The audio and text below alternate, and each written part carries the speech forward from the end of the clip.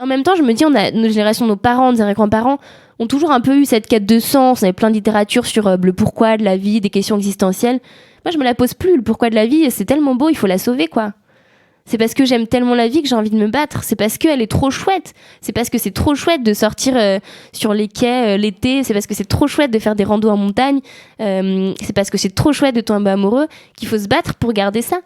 Donc en fait, moi, je suis vraiment profondément heureuse d'être dans l'action et de dire je vais faire tout ce que j'ai pu. Et puis si j'arrive pas, écoute, ce sera l'histoire de l'humanité qui avait prévu ça. Bonjour à toutes et à tous, bienvenue dans Émergence, le podcast qui présente les acteurs d'un monde plus durable. À travers ces interviews, nous espérons que vous découvrirez des parcours inspirants et des actions à entreprendre à votre échelle. Ma vie se résume à c'est assez fou quand je fais le bilan, le nombre de fois où en fait c'est des rencontres qui ont en quelques heures accéléré ou fait prendre des directions à ma vie, mais assez dingue. Et donc je crois beaucoup dans le pouvoir des rencontres. Pour ne manquer aucun épisode, abonnez-vous sur Apple Podcast, Spotify, Imago TV ou toute autre application. Bonne écoute. Bonjour et bienvenue dans Émergence. Aujourd'hui, j'ai le plaisir d'accueillir Camille Etienne. Bonjour Camille. Bonjour. Pour commencer, est-ce que tu pourrais te présenter ainsi que ton parcours ? Alors moi, c'est Camille Etienne, comme tu viens de le dire. J'ai 21 ans. Donc je fais partie des jeunes, comme on a l'habitude de dire, des jeunes engagés, en tout cas des jeunes conscients que le monde de demain qu'on leur propose est pas spécialement glorieux et qui ont donc envie de le rendre plus beau. Tout simplement, donc du coup, mon parcours, en quelques mots, j'ai grandi dans un petit village de Savoie, assez perdu. Il n'y avait pas de... Par exemple, l'hiver, on devait y aller en luge ou à pied ou en quad des fois pour les valises. On pouvait même pas monter en voiture. Enfin, on part sur un village bien perdu de Savoie, mais très chouette. Et donc, j'ai passé mon enfance à faire du ski de fond, du biathlon en compétition, en club, jusqu'à ce que j'ai la mononucléose, petite maladie très sympathique, qui fait qu'on est fatigué, ce qui n'est pas génial quand on cherche à avoir une carrière dans le sport. Donc j'ai dû me dire, nous allons changer de destination, et donc c'est pour ça que j'ai choisi les études. Alors les études, je me suis mis à fond et j'ai débarqué à Sciences Po, Paris, en bicursus Sorbonne avec la philosophie. En bicursus philosophie avec la Sorbonne, plutôt, ce sera plus cohérent. Et donc, pendant 3 ans, pendant 2 ans, j'ai étudié ces questions-là, donc toute la géopolitique, l'économie, la philosophie, que je me suis ouverte à plein de portes. Et en 3e année, donc ça se fait à l'étranger normalement, et j'avais pas envie de partir aux États-Unis. Ça me manquait beaucoup finalement, ce rapport à la nature, ce rapport au sport aussi. Donc je me suis dit, c'est parti pour la Finlande. Donc, je suis partie en Finlande pendant 1 an. Et en fait, là-bas, contrairement en France, ils nous font vachement plus confiance. Et donc, ils m'ont dit, tu peux prendre 50% de tes cours où tu veux, du moment que tu valides. Donc, 50% de mes cours étaient en sciences sociales et l'autre 50%, j'ai pris des cours dans la fac d'agriculture écologique. On travaillait pour rendre une ferme plus éco-responsable. C'était incroyable. J'ai pris des cours d'anthropologie du climat, que des trucs autour de l'environnement, mais très scientifiques, pour apprendre justement à comprendre ce vivant avant de dire je vais le défendre. Donc jusque-là, en fait, j'étais plutôt en train de vivre cette dissonance cognitive dans mon quotidien, j'essaye d'appliquer l'écologie. De par mon enfance, je suis une écolo parce que nous, par là où on vivait, on avait tout en vrac, des énormes courses. Ma mère nous fait manger bio et local depuis toujours, et c'était toujours un petit peu plutôt un décalage dans le sens où j'ai jamais eu la télé, j'ai eu un téléphone super tard comparé à toutes mes autres copines, je me suis maquillée hyper tard. Donc en fait, pour moi, c'était un petit peu la norme, et c'est dès que je suis sortie de cette bulle-là que je me suis rendu compte un peu du décalage. Et donc au début, je l'ai pas forcément toujours très bien vécu. Mais après, je me suis dit, on va en faire une force.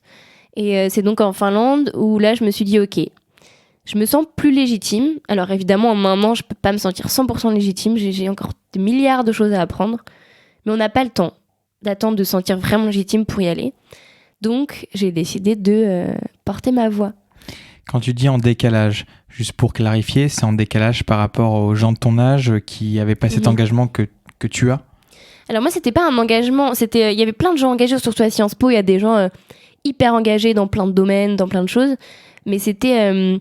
le niveau de les connaissances n'était pas les mêmes. Je connaissais très peu de choses à l'art, par exemple, parce que de fait, le premier théâtre était à 1h30 de chez moi, il n'y avait aucun musée de là où j'habite. Mais par contre, des connaissances sur l'agriculture, parce que moi, c'est le sujet qui me touche le plus. Plein de citadins, en fait, ne savent pas comment pousse la nourriture qui est dans leur assiette. Et finalement, on peut pas vraiment leur en vouloir, parce que quand on n'est pas au contact du vivant, quand on n'a aucun moyen de l'être, comment est-ce qu'on peut s'y intéresser? Donc moi, c'était plutôt ce décalage-là de se poser la question de d'où vient mon alimentation, quel impact ça a sur ma santé, sur la santé des producteurs, sur ce que ça va faire sur la planète.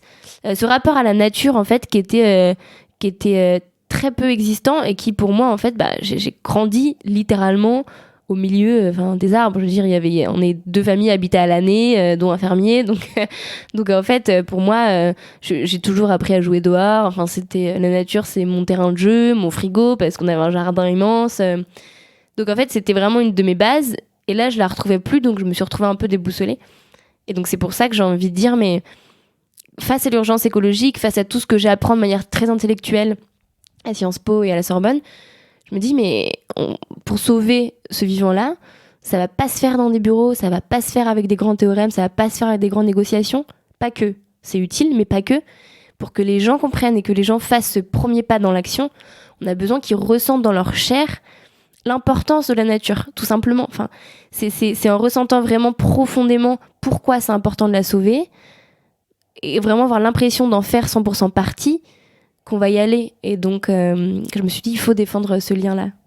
Donc là, ce que tu es en train de dire, c'est que c'est tes études hyper théoriques et cette reconnexion à la nature en Finlande qui a un peu lancé ton engagement actuel, dont on va évoquer un peu le sujet après. Ouais, on peut dire que mon engagement a porté mes convictions au-delà de moi-même. En fait, je le faisais avant beaucoup. J'ai toujours eu cette grande ambition un peu naïve de dire nous allons sauver le monde. En tout cas, je voulais y participer. Et donc, c'était plutôt les questions sociales. J'étais à fond. Je suis allée au camp de Calais quand il y a eu la crise migratoire. J'étais à fond dans Amnesty International. J'ai créé la plus grosse antenne de Savoie. Enfin, pour moi, c'était cette question-là. C'était la question sociale qui était la priorité. Parce qu'en fait, j'avais pas conscience, je pense, foncièrement, qu'il y avait un problème avec l'environnement. Parce que quand on se réveille tous les jours face à une immensité, vraiment, ma fenêtre, c'est la montagne en immense, pour moi, je me sentais tellement petite face à ça que je me dis, mais la nature, elle a pas besoin de nous. Enfin, je veux dire, moi, petite comme je suis, je peux pas détruire ça. Ça me paraissait pas être un réel problème. Parce que je la trouvais si forte, parce que de fait que mon père soit guide de montagne et ma mère monitrice de ski, on avait tous les hivers, on perdait des proches dans les avalanches, dans ce genre de choses, et donc constamment on nous rappelle dans le sport, dans tout ça, à quel point nous on est limités et à quel point la nature est forte. Donc je sentais pas en fait vraiment qu'on était en train de la perdre. Donc je dirais que c'est plutôt ça. Et qu'est-ce qui a déclenché en fait cet éveil? En Finlande, après, je me suis rendu compte un peu de ce décalage-là à Paris. Et donc, moi, j'appliquais, mais toujours en étant un peu dans le zéro déchet, manger de manière très locale, etc., etc. Et en Finlande, mes amis me disaient, mais c'est marrant, mais tu devrais nous en parler et tout. Donc, du coup, ils me demandaient des conseils. Donc, on se retrouvait à faire, parce qu'en Erasmus, on a un peu plus de temps. Donc, on se retrouvait entre les saunas à faire des petits ateliers zéro déchet ou ce genre de choses. Et c'était assez amusant. Et ils m'ont dit, mais pourquoi t'en parlerais pas aussi sur les réseaux? Donc moi, j'avais un petit compte Instagram personnel. Je me suis dit, bon, c'est pas trop mon truc, mais en même temps, autant utiliser, autant y aller, autant déjà sensibiliser mes pairs. C'est-à-dire que j'avais 700 amis qui me suivaient. Je dis, autant utiliser ces 700 personnes-là, leur donner des petits conseils, continuer à partager mes photos, mais en dessous, au lieu de marquer Super Sunset, marquer, recette de soupe locale ou je sais pas. Donc c'est vraiment juste parti de manière hyper naïve, cette idée. J'avais pas du tout de plus grande ambition que ça. Et ensuite, on peut voir que ça allait un peu plus vite. T'as commencé avec ton petit compte Instagram, t'es rentré en France, et j'ai l'impression que là, tout s'est un peu enchaîné. Tu fais partie de plein de projets. Ils sont un nombre assez nombreux, ça va demander beaucoup de travail. Ah, désolée. Donc tu as commencé avec ce compte Instagram, donc si je comprends bien, avec tes amis, ces discussions qui t'ont poussé à faire ça. Et ensuite, tu t'es engagé dans un collectif qui s'appelle On est prêt. On est prêt, donc c'est un collectif de youtubeurs. Est-ce que tu peux nous expliquer un peu plus sur ce projet-là ? Sur On est prêt ou comment je suis arrivée jusqu'à... Les deux. Alors, parce qu'il y a un peu d'histoire entre les deux. Mais en fait, ça allait très vite, mais quelque chose que je pense qui est important de dire, c'est que aussi j'étais prête avant de vouloir... alors, je dis souvent qu'il ne faut pas attendre de se sentir parfaitement légitime pour y aller. Je le pense toujours. Vraiment, syndrome de l'imposteur. Foncez. Voilà. Donc en fait, j'ai vraiment eu ce syndrome de l'imposteur-là, qui est de dire mais qui suis-je pour porter ma voix, donc j'osais pas le faire, et voilà. Et du coup, j'ai pas osé le faire, donc j'ai pris ce temps-là, l'année en Finlande, pour vraiment grandir, savoir de quoi j'allais parler avant de le faire. Et c'était un moment important, donc ça allait très vite, oui, mais ça faisait 20 ans qu'en fait j'étais consciente de cette question-là, que je lisais énormément dessus, que je me renseignais énormément dessus, que j'appliquais ces conseils écologiques. Donc, quelque part, ça allait vite parce que j'étais alignée et que j'avais un certain nombre de valeurs que j'incarnais déjà. Donc, c'était plus facile pour moi. J'avais plus qu'à les partager, en fait. Mais donc, du coup, ce qui s'est passé en Finlande, c'est que quelque chose aussi auquel je crois beaucoup, c'est aux intuitions et à la petite voix qu'on n'écoute jamais et qui, des fois, est chouette.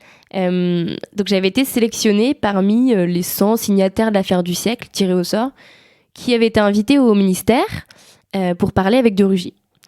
Donc on était une centaine et j'avais pris mon billet d'avion, parce que je prenais encore l'avion à ce moment, pour rentrer vraiment littéralement 2 heures avant. Je reçois le mail et je me rendais compte qu'en fait, je me suis rendu compte que je rentrais le lendemain de l'intervention, quoi. Donc je me suis dit, mais mince, trop dommage, j'ai trop envie d'y aller. En même temps, si je pouvais pas décaler mon billet, donc il fallait que je jette 200 € par la fenêtre, qu'en tant qu'étudiante, je n'avais pas nécessairement très envie de jeter par la fenêtre. Mais je sais pas pourquoi, je sentais qu'il fallait que j'aille là-bas et que c'était important, quoi.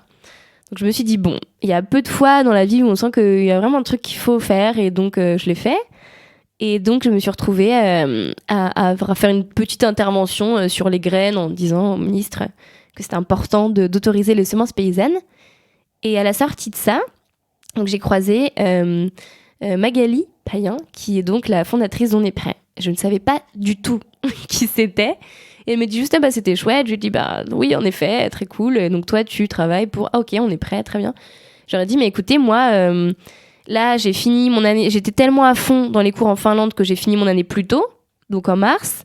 Je suis libre jusqu'à septembre. J'ai fait un stage... là, j'ai un premier stage dans une start-up un peu écolo. Et après, je fais un stage au ministère de l'Environnement dans leur incubateur de start-up verte. Mais j'ai envie de m'engager à côté parce que j'adore faire 12 000 trucs. Donc, dites-moi si je peux vous aider. Et donc, le lendemain, elle me dit, bah ok, viens, on prend un café. Et à partir de là, ça va faire 1 an et ça ne s'est pas arrêté. Et donc, c'est une grosse partie de mon engagement. Et c'est quelque chose que j'adore. Et donc, on est prêt. Qu'est-ce que c'est, On est prêt ? On est prêt, c'est un collectif de... alors, ça a commencé par des youtubeurs. Donc en décembre dernier, où en fait on a pendant 1 mois, enfin ils ont, parce que j'étais pas là encore, lancé des défis. Donc lancer des défis, ça pouvait être juste aujourd'hui j'achète une gourde réutilisable, aujourd'hui je vais au boulot en vélo. Vraiment des choses assez simples et assez accessibles à tous, peu importe de là où on vient, peu importe notre budget, peu importe notre temps. Et l'idée c'était de dire, ok, 2 choses. La première c'était, les gens sont prêts à changer leur quotidien. Donc le dernier défi, c'était l'affaire du siècle.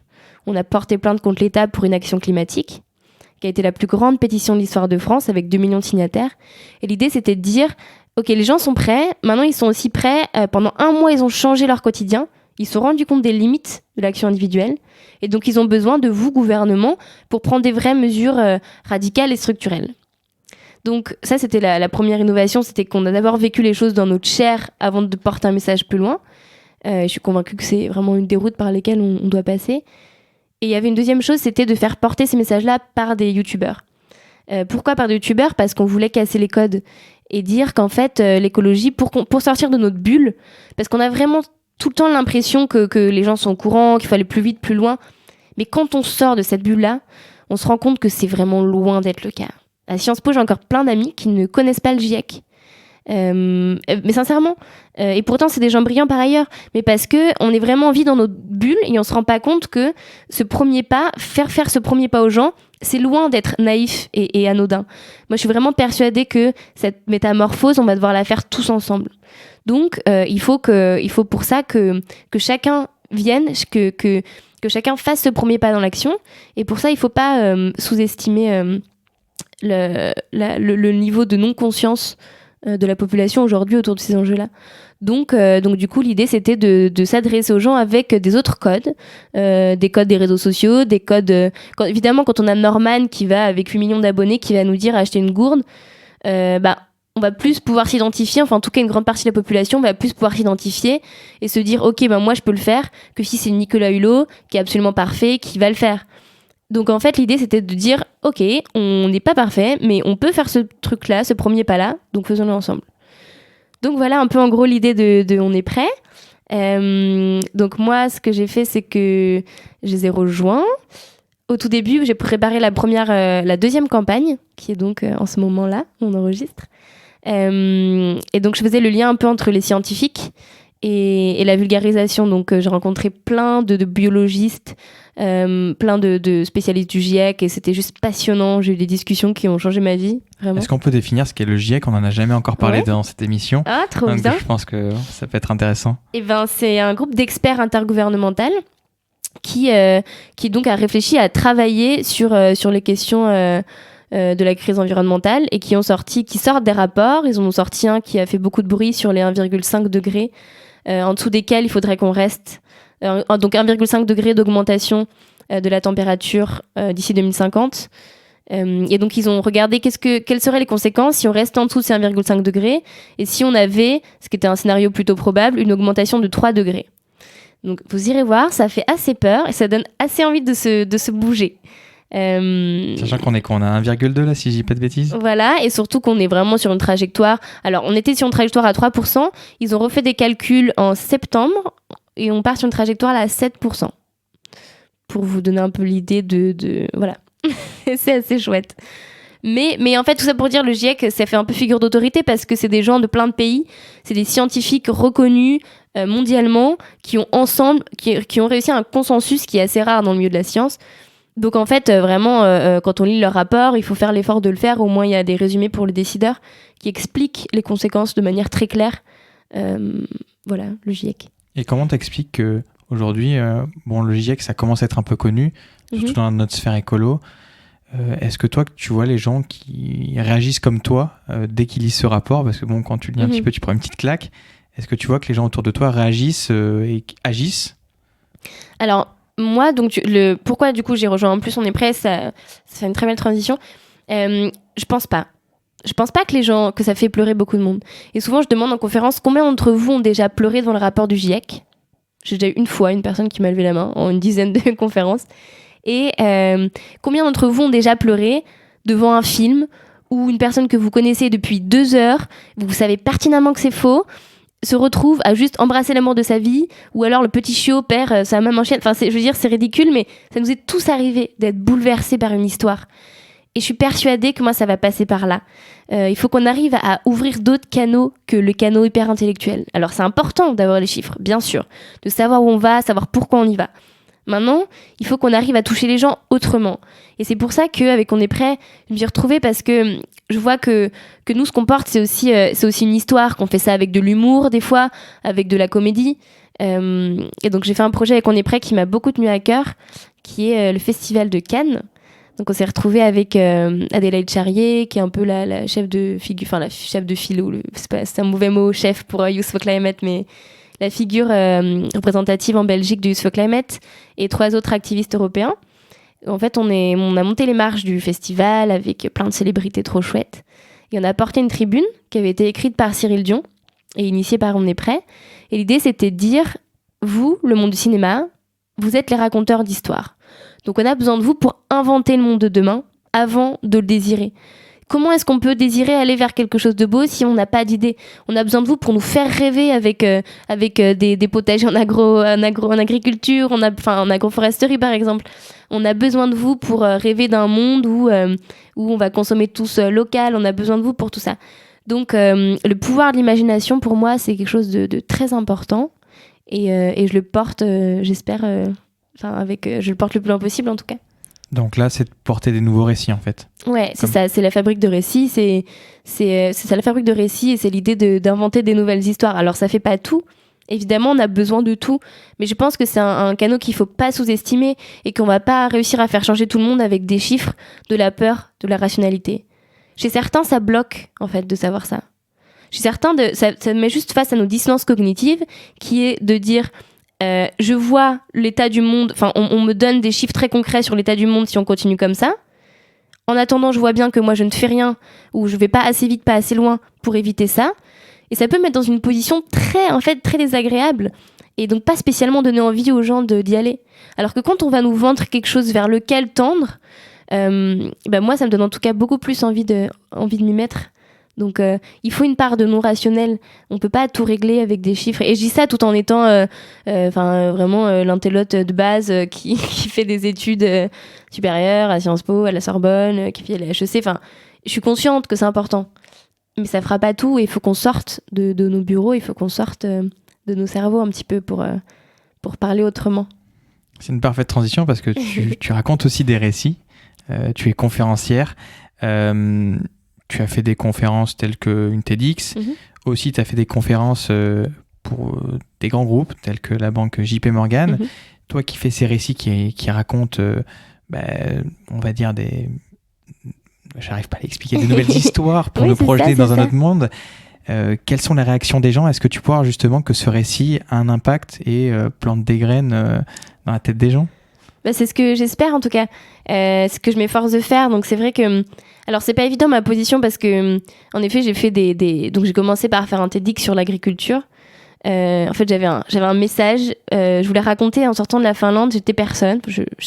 On n'est pas défini par le fait qu'on fasse ou non des conférences, mais j'étais pas connue dans le monde de la conférence en tout cas. Et j'avais vraiment ce message-là. Ça fait 1 an que, de par mon histoire, je m'étais enfin un petit peu réconciliée avec l'endroit d'où je venais. Hyper agricole, hyper nature. Et ce monde-là, que j'ai découvert à Sciences Po, à Paris, un peu plus des paillettes. Et j'étais toujours un peu entre les deux. Et là, je me suis dit, ok, en fait, il y a un moyen, il y a un endroit pour que les deux se rencontrent et pour que vraiment j'y trouve ma place. Qui est d'aller porter ce message, donc mon histoire, de là d'où je viens, ce message, mais avec les codes de cette société-là, en reprenant leurs codes pour être entendu, pour avoir une tribune. Donc au lieu d'aller bloquer leur siège, et c'est très bien qu'il y en ait qui le fassent, mais moi je me suis dit ok, peut-être qu'on m'ouvre une porte là, on m'ouvre à ce réseau-là, je me retrouve dans des soirées comme ça, je me retrouve dans des moments, dans des événements, utilise-le pour faire la théorie du cheval de Troie, la stratégie du cheval de Troie. Donc j'adore avoir ce challenge-là qui est, par exemple quand je suis allée au Ritz, je suis allée à JP Morgan, et c'est des gens qui à la base n'en ont, je vais pas dire qu'ils en ont rien à faire, mais c'est évidemment pas ceux qu'on pense les plus concernés. Donc quand j'arrive devant, il y avait les 200 plus grands banquiers français. Ils faisaient un séminaire sur la finance de demain. Et là, petite surprise, il y a Camille qui vient vous raconter pendant 20 minutes à la place de la pause café l'histoire de l'agriculture. Bon, j'étais assez mal partie au début. Mais finalement, j'ai senti que j'ai réussi à en toucher beaucoup et qu'il y en avait au début qui étaient encore en train d'envoyer leur mail sur leur téléphone et que petit à petit je voyais les téléphones se ranger dans les poches. J'ai vu quelques sourires et j'ai eu beaucoup d'ajouts de demandes LinkedIn, mais j'ai eu aussi surtout des belles rencontres à la fin et des gens qui m'ont dit mais merci d'avoir ouvert cette porte-là. Alors peut-être qu'il y en a les 3/4 qui en ont rien à faire, qui ont déjà oublié ce moment-là, mais s'il y en a 2 de ce monde-là qui j'ai planté une graine et qui vont avoir plein d'autres graines qui vont être plantées par d'autres choses, d'autres conférences, d'autres rencontres, d'autres prises de conscience, et que ça va aboutir justement à ouvrir d'autres portes, ben je me dis c'est ces gens-là en fait qui ont aussi un pouvoir énorme parce qu'ils ont un pouvoir financier très clairement.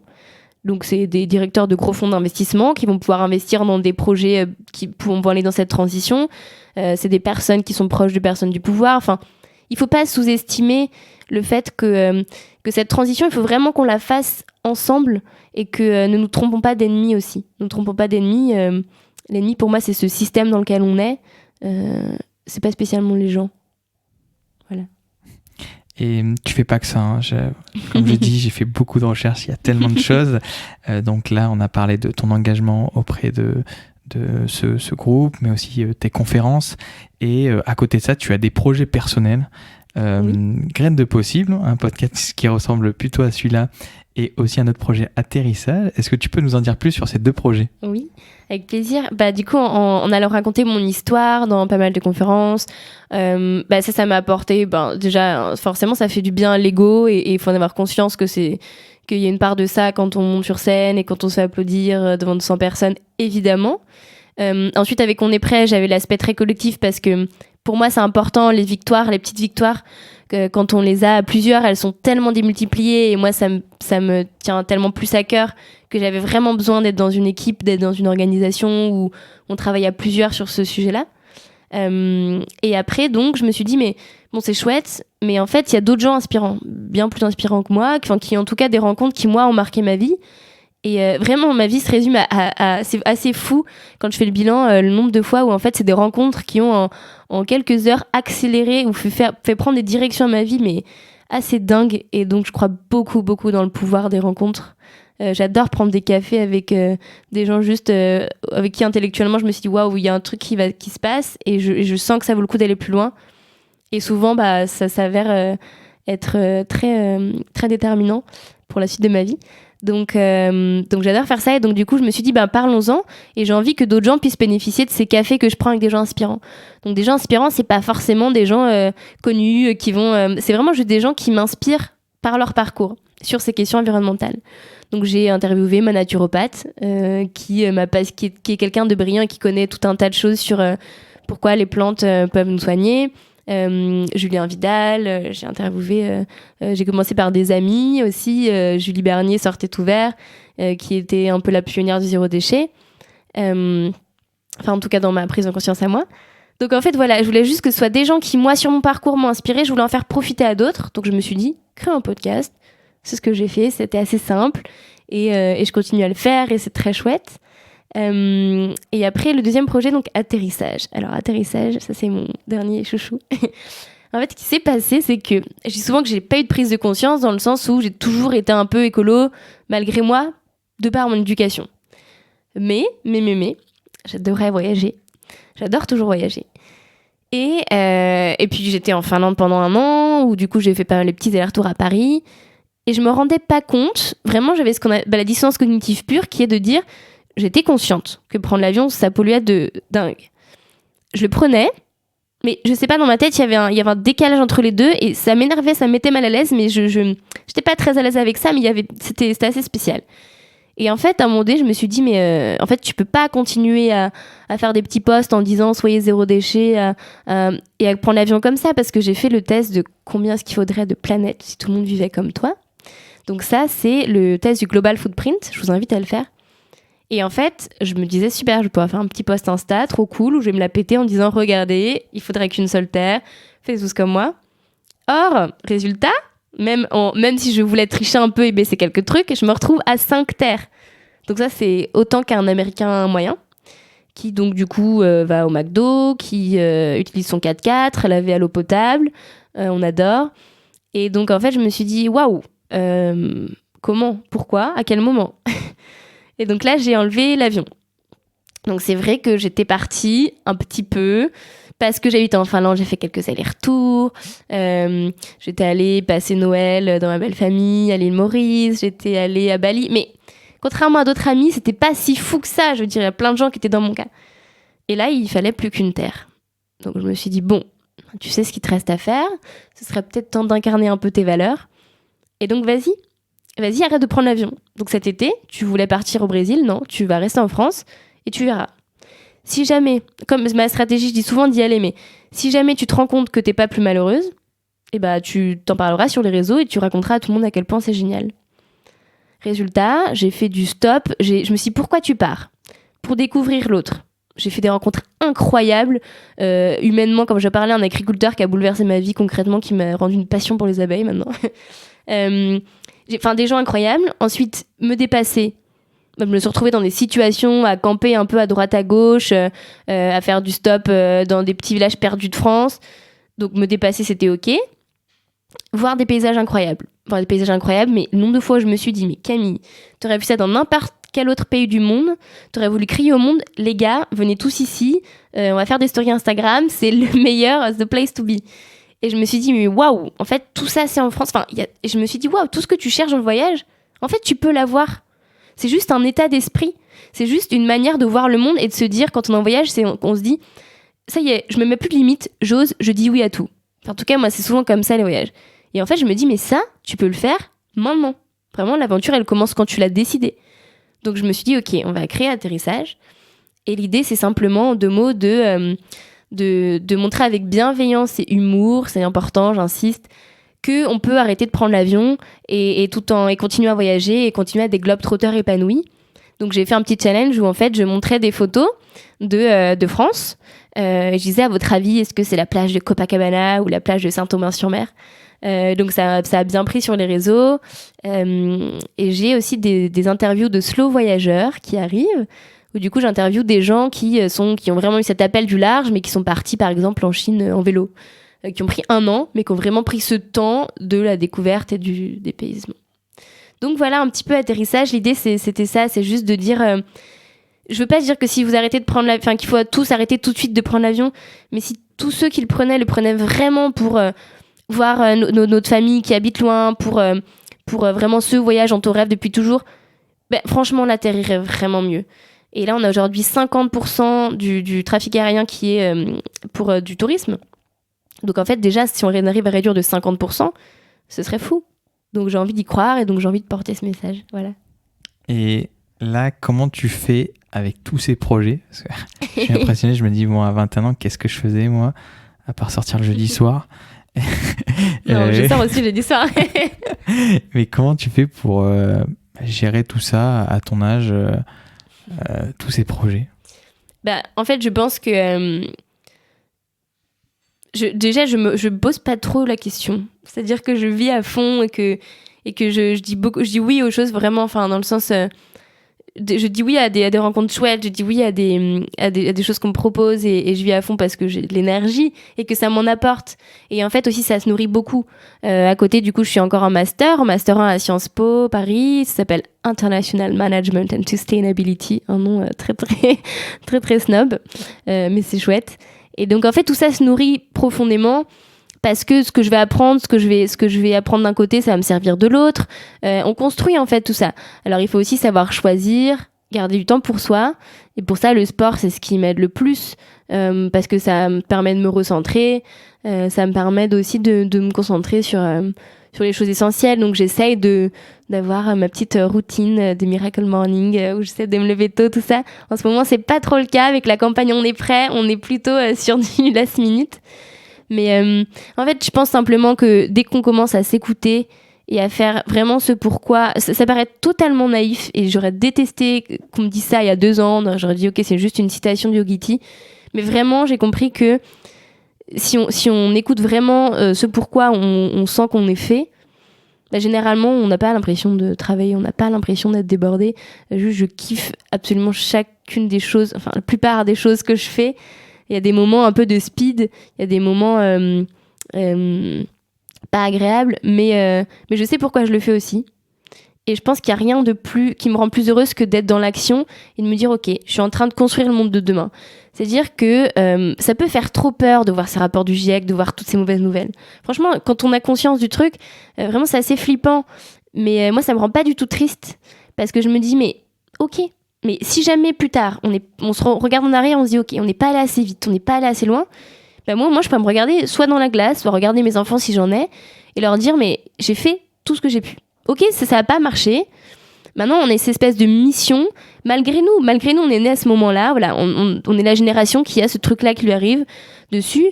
Mais en même temps, je me dis, nos générations, nos parents, nos grands-parents ont toujours un peu eu cette quête de sens. On avait plein de littérature sur le pourquoi de la vie, des questions existentielles. Moi, je me la pose plus, le pourquoi de la vie, c'est tellement beau, il faut la sauver, quoi.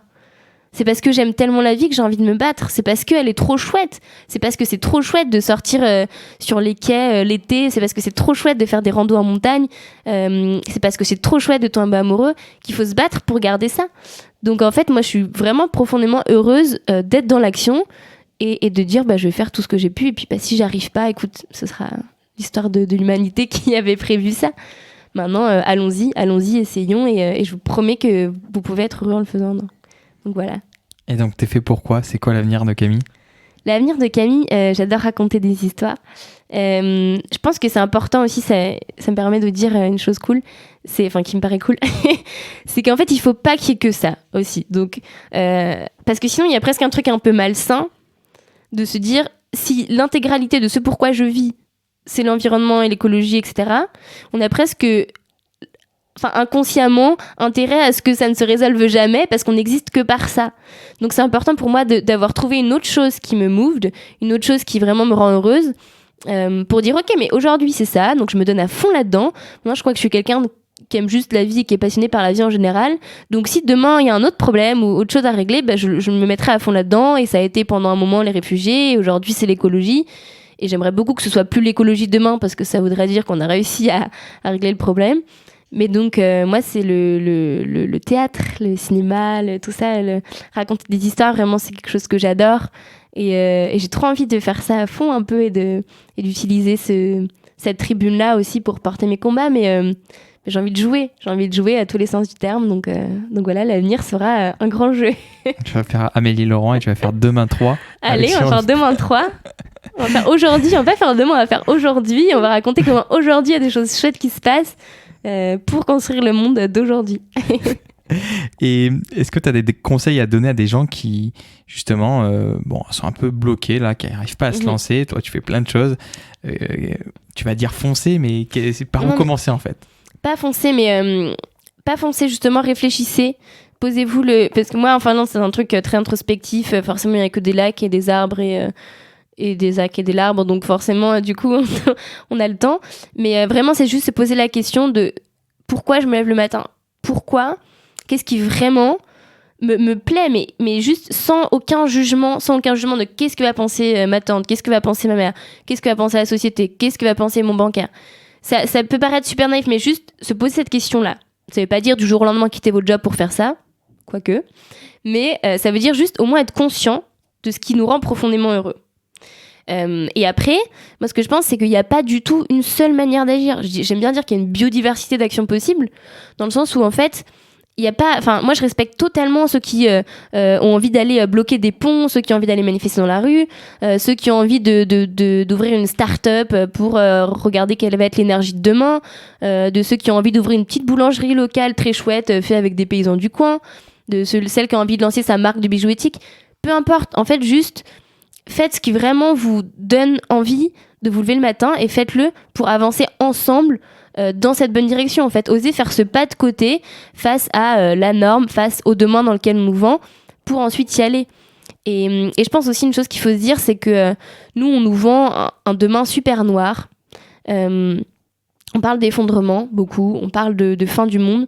Moi, je pense que c'est pas la fin du monde, c'est vraiment juste la fin d'un monde.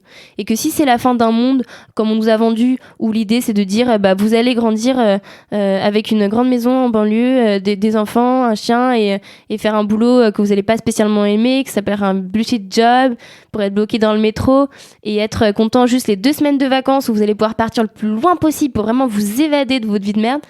Si c'est ça qui doit s'effondrer, franchement, tant mieux. Je veux dire, moi, ça me fait plaisir. On a presque une opportunité de se poser autour de la table et de se poser la question, c'est quoi le monde qu'on veut pour demain ?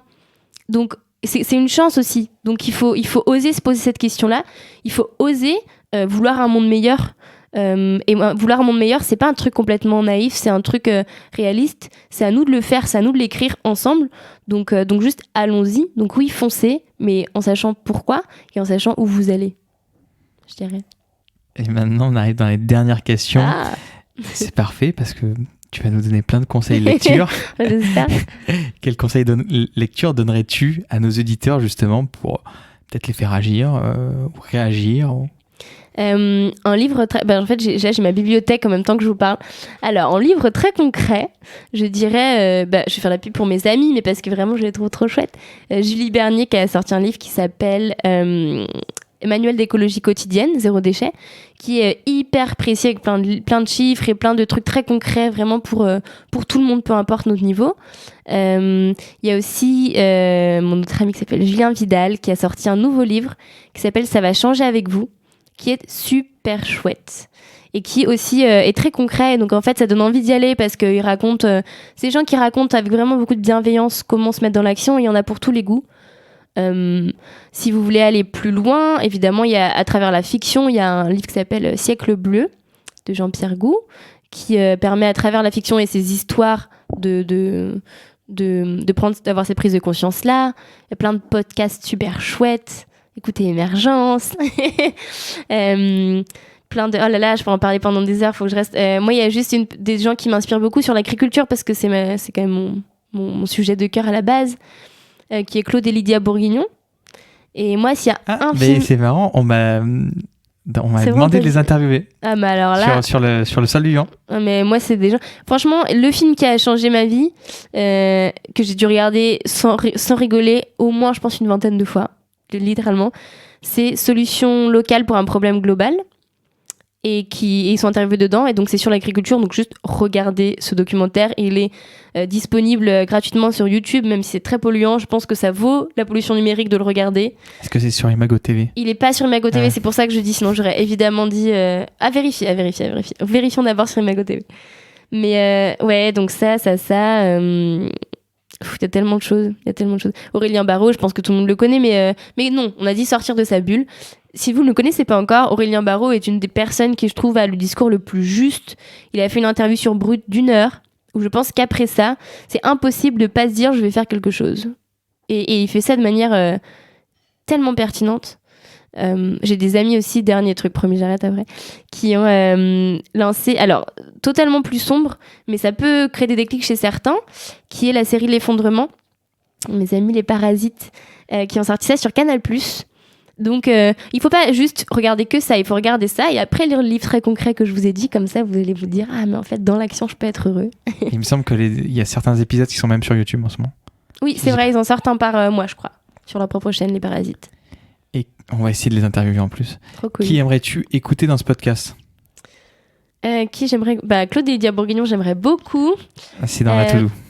J'aimerais bien écouter... Ah, trop chouette comme question, ça. Mais moi, des artistes, mettez-moi des artistes un peu différents. Je sais pas, des artistes un peu engagés qui nous parlent de comment l'art peut changer les choses. Moi, je sais pas de suite, mais j'aimerais bien Chaka Pong. Ouais, ils sont pas mal là-dedans, ils sont pas mal connus là-dedans. J'ai l'impression de placer mes amis partout, mais Gaël Faure est très, très là-dedans aussi. Si on est prêt, si vous regardez, il y a plein d'artistes, des créateurs de contenu, soit sur YouTube, dans la musique ou aussi dans le cinéma, qui essaient de faire changer les choses par ce biais-là. En tout cas, moi, je trouve ça chouette, cette question-là. Donc, et puis, ça rejoint en plus ton ancien projet de podcast musical, donc ce serait le lien parfait. Et je m'y tâcherai. Et où c'est qu'on peut te retrouver ?